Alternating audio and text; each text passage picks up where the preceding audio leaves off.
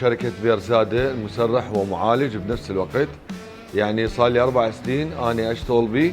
طبعا هنا إذا تشوفون هذا الشعر خشن وشعراية قوية، وبنفس الوقت راح أسوي لكم إياه مسرح قدامكم. راح أعطيكم الخطوات مالته شلون راح نشتغله. الشعر الطبيعي لازم يكون 45 دقيقة، الشعر المصبوغ يكون 30 دقيقة.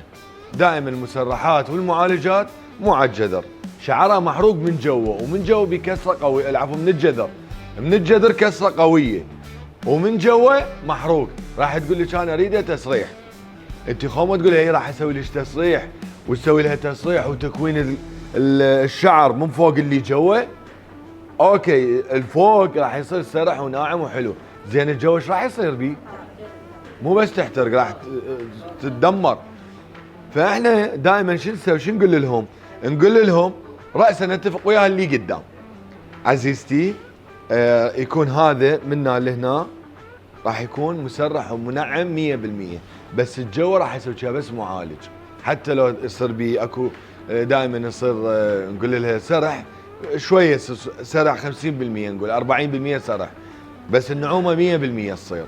دا تفتهمون عليه؟ فهاي المطه بهذا الفيرزاده راح شويه يعالجه اكثر واكثر.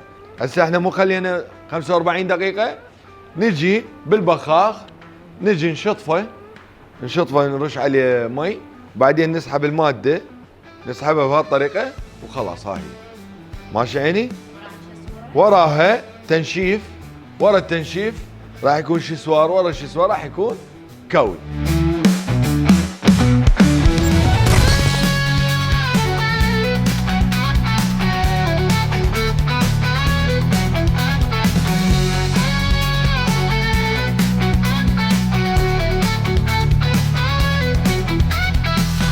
افضل حل لشعر اقوى.